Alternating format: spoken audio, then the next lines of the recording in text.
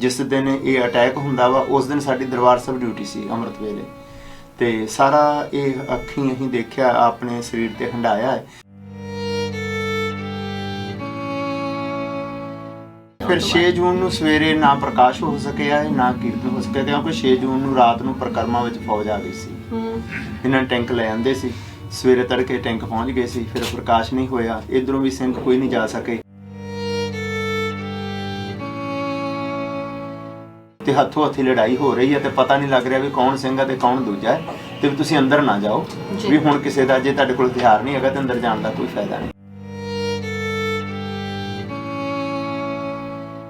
ਜਥਾ ਬਾਹਰੋਂ ਨਾ ਆਇਆ ਕਿਉਂਕਿ ਗੋਲੀਆਂ ਚੱਲ ਰਹੀਆਂ ਸੀ। 12 ਵਜੇ ਅਸੀਂ ਫਿਰ ਬਾਹਰ ਗਏ, ਉਦੋਂ ਪਤਾ ਲੱਗਾ ਇੱਕ ਸਿੰਘ ਬਾਹਰੋਂ ਆਇਆ ਵੀ ਪ੍ਰਕਰਮਾਂ ਦੇ ਵਿੱਚ ਗੋਲੀ ਨਹੀਂ ਚੱਲ ਰਹੀ ਤੇ ਬਾਹਰ ਉੱਤੇ ਚੱਲ ਰਹੀਆਂ ਨੇ ਵੀ ਤੁਸੀਂ ਡਰੋ ਨਾ ਵੀ ਬਾਹਰ ਨਿਕਲ ਸਕਦੇ ਆ। ਫਿਰ ਅਸੀਂ ਸਹਿਜੇ ਲੰਮੇ ਪੈ ਕੇ ਅਕਾਲ ਤਖਤ ਤੇ ਗਏ, ਸੰਤਾਂ ਨੂੰ ਮਿਲੇ। ਸੰਤਾਂ ਨੇ ਉਚੇਚਾ ਕਿਹਾ ਕਿ ਵੀ ਜਿਹੜੇ ਵੀ ਆਪਣੇ ਰਾਗੀ ਸਿੰਘ ਹੈਗੇ ਨੇ ਸਾਰਿਆਂ ਨੂੰ ਦਰਬਾਰ ਸਾਹਿਬ ਲੈ ਜਾਓ, ਕੀਰਤਨ ਨਹੀਂ ਰੁਕਣਾ ਚਾਹੀਦਾ, ਜੇ ਬਾਹਰੋਂ ਜਥੇ ਨਹੀਂ ਆ ਰਹੇ ਤੇ ਆਪਣੇ ਸਿੰਘ ਸਾਰੇ ਰਲ ਕੇ ਕੀਰਤਨ ਕਰੋ। ਤੇ ਪਰ ਉਹ ਪ੍ਰਸ਼ਾਦਾ ਛਕਦੇ ਆ ਰਾਤ ਦੇ 9 9:30 ਵਜ ਗਏ, ਉਹਨਾਂ ਚਿਰ ਨੂੰ ਅਟੈਕ ਬਹੁਤ ਸ਼ੁਰੂ ਹੋ ਗਿਆ। ਫਿਰ ਇੱਕ ਦੋ ਸਿੰਘ ਆਏ, ਉਹਨਾਂ ਨੇ ਦੱਸਿਆ ਕਿ ਉਸ ਵੇਲੇ 8 ਵਜੇ ਜਿਹੜੀ ਫੌਜ ਹੈ ਇਹਨੇ ਲੰਗਰ ਦੇ ਉੱਤੇ ਆਣ ਕੇ ਹਮਲਾ ਕਰ ਦਿੱਤਾ। ਆਨੰਦ ਸੀ, ਜੋਸ਼ ਸੀ, ਕੋਈ ਡਰ ਨਹੀਂ ਸੀ ਹੈਗਾ ਉਸ ਵਕਤ। ਇਹ ਗੱਲ ਤੁਹਾਨੂੰ ਦੱਸਾਂ ਕਿ ਸਾਨੂੰ ਕੋਈ ਡਰ ਨਹੀਂ ਲੱਗ ਰਿਹਾ ਵੀ ਬੇਸ਼ੱਕ ਆ ਰਿਹਾ, ਸਗੋਂ ਅੰਦਰੋਂ ਜੋਸ਼ ਆ ਰਿਹਾ ਸੀ ਕਿ ਵੀ ਇਹ ਕੀ ਸਾਡੇ ਤੇ ਜ਼ੁਲਮ ਹੋ ਰਿਹਾ ਤੇ ਸਿੰਘ ਅੰਦਰੋਂ ਅੱਗੋਂ ਬਹਾਦਰ ਨੇ ਤੇ ਕੋਈ ਸਾਨੂੰ ਖਤਰਾ ਨਹੀਂ ਹੈਗਾ। ਇਹੋ ਜਿਹੀ ਗੱਲ ਕੋਈ ਨਹੀਂ ਸੀ ਹੈਗੀ ਵੀ ਅਸੀਂ ਮੂੰਹ ਮੋੜਾਂਗੇ ਇਹਨਾਂ ਦਾ।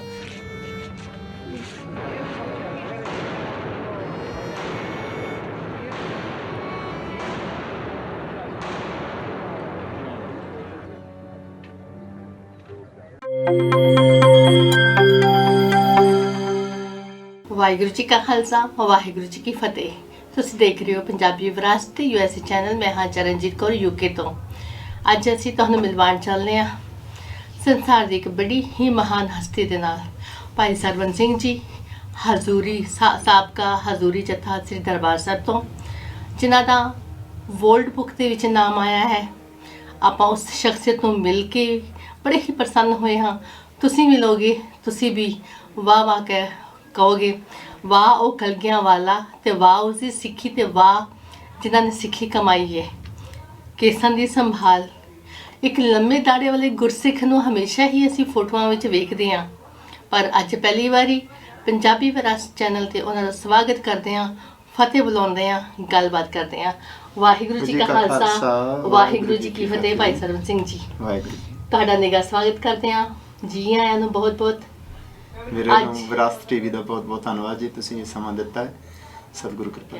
ਜਿਵੇਂ ਤੁਸੀਂ ਕਹਿ ਰਹੇ ਸੀ ਕਿ ਇੱਥੇ ਇੱਕ ਗੱਲ ਕਿ ਮੈਂ 1984 ਵਿੱਚ ਵੀ ਸ੍ਰੀ ਹਰਿਮੰਦਰ ਸਾਹਿਬ ਸੀ, ਜਿਸ ਸਮੇਂ ਉੱਥੇ ਹਾਦਸਾ ਸਾਕਾ ਵਾਪਰਿਆ, ਘੱਲੂਘਾਰਾ ਹੋਇਆ, ਕਿ ਉਸ ਸਮੇਂ ਵੀ ਆਪ ਜੀ ਉੱਥੇ ਸੋ? ਹਾਂਜੀ, ਜਿਵੇਂ ਕਿ ਤੁਹਾਨੂੰ ਪਹਿਲਾਂ ਭਾਈ ਸਾਹਿਬ ਨੇ ਜ਼ਿਕਰ ਕੀਤਾ ਨਾ, ਭਾਈ ਗੁਰਸ਼ਰਨ ਸਿੰਘ ਹੋਣਾ ਨੇ ਤੇ ਸੰਤ ਬਾਬਾ ਜਰਨੈਲ ਸਿੰਘ ਨੇ, ਜਿਉਂ ਸੰਤ ਕਰਤਾਰ ਸਿੰਘ ਹੋਣਾ ਵੇਲੇ ਅਸੀਂ ਜਥੇ ਵਿੱਚ ਆ ਗਏ, ਕੀਰਤਨ ਸਿੱਖਦੇ ਸੀ, ਫਿਰ ਕੀਰਤਨ ਕਰਨ ਲੱਗ ਪਏ, ਸਾਡਾ ਜਥਾ ਬਣ ਗਿਆ।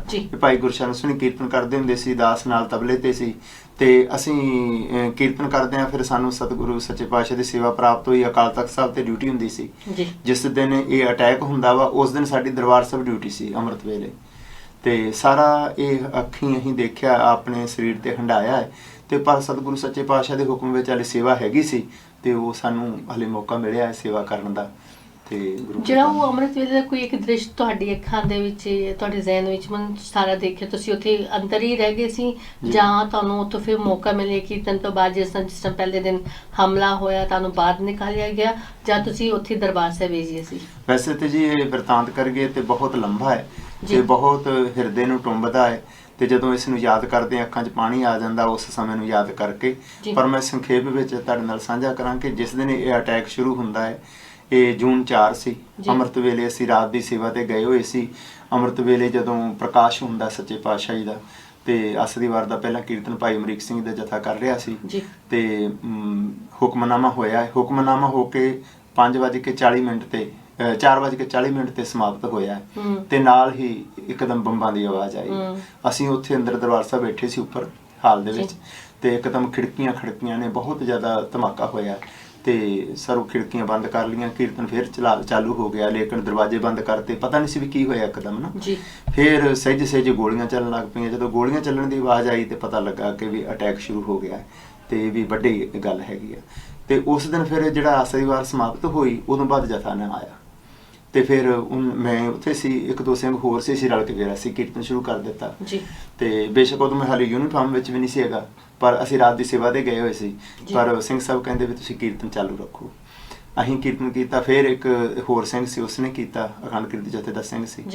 ਤੇ ਫਿਰ ਭਾਈ ਅਮਰੀਕ ਸਿੰਘ ਨੇ ਫਿਰ ਦੁਬਾਰਾ ਇੱਕ ਚੌਂਕੀ ਲਾਈ। 12 ਵਜ ਗਏ, ਜਥਾ ਬਾਹਰੋਂ ਨਾ ਆਇਆ ਕਿਉਂਕਿ ਗੋਲੀਆਂ ਚੱਲ ਰਹੀਆਂ ਸੀ। 12 ਵਜੇ ਅਸੀਂ ਫਿਰ ਬਾਹਰ ਗਏ। ਉਦੋਂ ਪਤਾ ਲੱਗਾ ਇੱਕ ਸਿੰਘ ਬਾਹਰੋਂ ਆਇਆ ਵੀ ਪ੍ਰਕਰਮਾਂ ਦੇ ਵਿੱਚ ਗੋਲੀ ਨਹੀਂ ਚੱਲ ਰਹੀ ਤੇ ਬਾਹਰ ਉੱਤੇ ਚੱਲ ਰਹੀਆਂ ਨੇ, ਵੀ ਤੁਸੀਂ ਡਰੋ ਨਾ, ਵੀ ਬਾਹਰ ਨਿਕਲ ਸਕਦੇ ਆ। ਫਿਰ ਅਸੀਂ ਸਹਿਜੇ ਲੰਮੇ ਪੈ ਕੇ ਅਕਾਲ ਤਖਤ ਤੇ ਗਏ, ਸੰਤਾਂ ਨੂੰ ਮਿਲੇ। ਸੰਤਾਂ ਨੇ ਮੈਨੂੰ ਪੁੱਛਿਆ ਤੁਸੀਂ ਕਿੱਥੇ ਸਵੇਰ ਦੇ? ਮੈਂ ਹੀ ਕਿਹਾ ਵੀ ਦਰਬਾਰ ਸਾਹਿਬ ਸੀ ਤੇ ਵੀ ਰਾਗੀ ਸਿੰਘ ਨਹੀਂ ਆ ਰਹੇ, ਕੀਰਤਨ ਕਰਦੇ ਸੀ।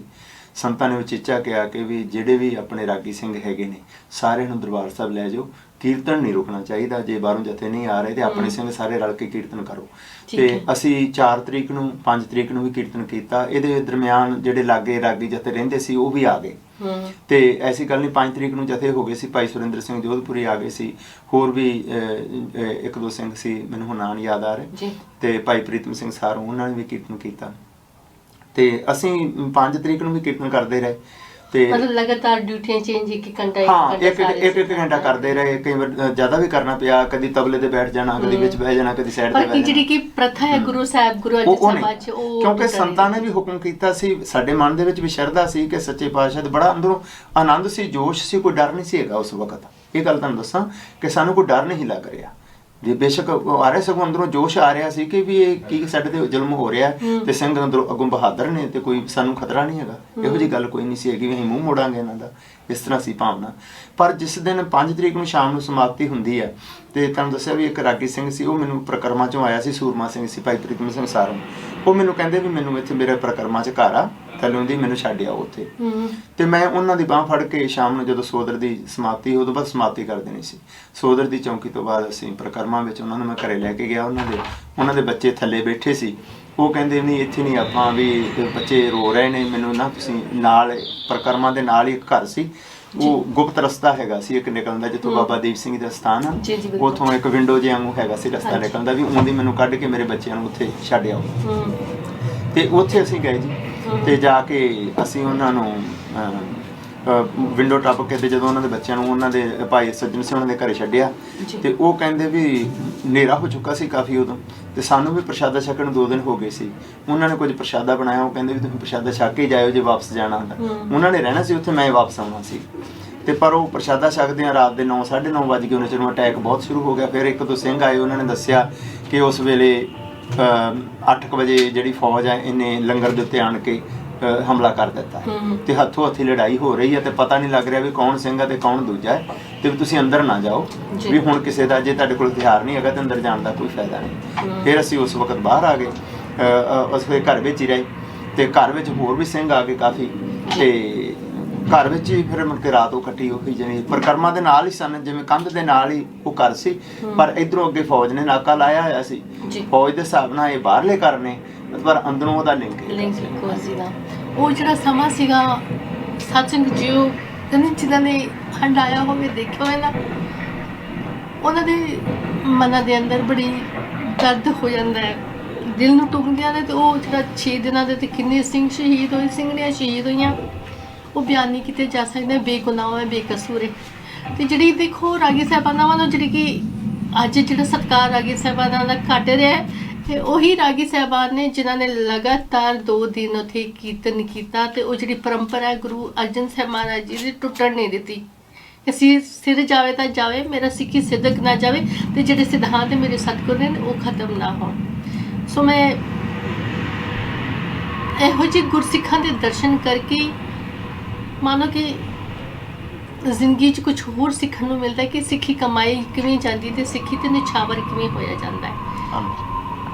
ਫਿਰ ਉਸ ਤੋਂ ਬਾਅਦ 6 ਜੂਨ ਤੋਂ ਬਾਅਦ ਤਾਂ ਫਿਰ ਕੀਰਤਨ ਹੋਇਆ ਜਾਂ ਬੰਦ ਹੋਇਆ? ਨਹੀਂ ਹੋਇਆ। ਫਿਰ 6 ਜੂਨ ਨੂੰ ਸਵੇਰੇ ਨਾ ਪ੍ਰਕਾਸ਼ ਹੋ ਸਕਿਆ ਨਾ ਕੀਰਤਨ ਹੋ ਸਕਿਆ, ਕਿਉਂਕਿ 6 ਜੂਨ ਨੂੰ ਰਾਤ ਨੂੰ ਪ੍ਰਕਰਮਾਂ ਵਿੱਚ ਫੌਜ ਆ ਗਈ ਸੀ। ਇਹਨਾਂ ਨੇ ਟੈਂਕ ਲੈ ਆਂਦੇ ਸੀ।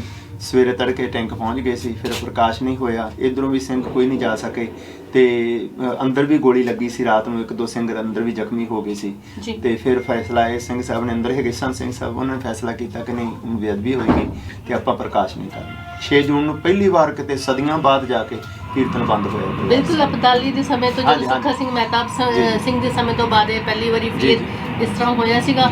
ਤੇ ਜਿਵੇਂ ਜਦੋਂ ਜੂਨ ਆਉਂਦੀ ਹੈ, ਕਿਉਂਕਿ ਹੁਣ ਵੈਸੇ ਨੇੜੇ ਹੀ ਜੂਨ ਦਾ ਮਹੀਨਾ, ਇਸ ਨੂੰ ਯਾਦ ਕਰਨਾ, ਉਹਨਾਂ ਸ਼ਹੀਦਾਂ ਨੂੰ ਪ੍ਰਣਾਮ ਕਰਨਾ, ਯਾਦ ਕਰਨਾ ਵੀ ਜੋ ਜਿਹੜੇ ਸਾਡੇ ਸਿੱਖਾਂ ਦੇ ਵਿੱਚ ਪਹਿਲੇ ਸ਼ਹੀਦ ਹੋਏ ਸਨ, ਭਾਈ ਮਹਿੰਗਾ ਸਿੰਘ ਜੀ ਤੇ ਫਿਰ ਇੱਕ ਛੋਟਾ ਬੱਚਾ ਜਿਹੜਾ ਕਿ 18 ਦਿਨਾਂ ਦਾ ਮਨਵੀਰ ਸਿੰਘ ਜੀ ਸ਼ਹੀਦ ਹੋਏ ਸਨ। ਉਹਨਾਂ ਦੀ ਦੇਣ ਕੌਮ ਦੇ ਸਿਰ ਤੇ ਇੱਕ ਕਰਜ਼ ਹੈ।